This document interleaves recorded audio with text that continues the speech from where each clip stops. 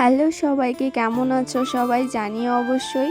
তো আজ হচ্ছে আমার এক্সামের থার্ড ডে করিমপুরে। আজ আমার শেষ দিন এক্সামের, কিন্তু এখনও এক্সাম আমার শেষ হয়নি। আমার নিজের কলেজে এখনও আমার একটা এক্সাম দিতে হবে ফিজিক্যাল এডুকেশনের।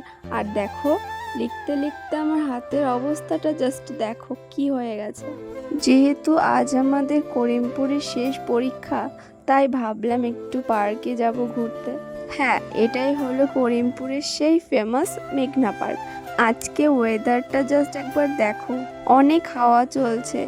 আজ যেহেতু লাস্ট ডে এক্সামে, তার জন্য অনেক স্টুডেন্ট এসেছে পার্কে।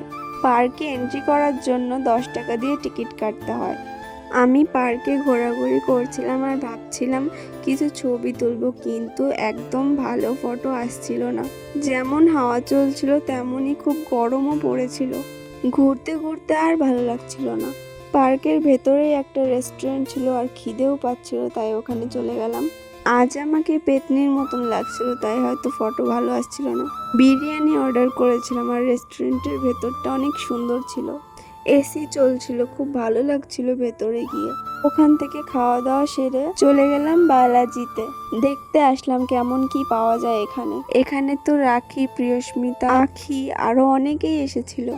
প্রমোশন নাকি বলে, যাই হোক সেটাই করতে এসেছিল। সেই ভিডিও দেখেই আমি আর কি ওই দোকানটাতে গিয়েছিলাম। গিয়ে দেখি ব্যাপারটা মলের মতন না। আমি ভাবলাম যে মলের মতন হবে, নিজে নিজে গিয়ে দেখবো, সবকিছু যেটা পছন্দ হবে নিয়ে নেব, কিন্তু মোটেও সেরকম ছিল না।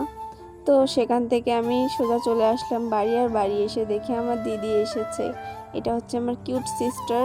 তো আজকের ভিডিওটা এই পর্যন্তই, দেখা হচ্ছে অন্য একটা ভিডিওতে।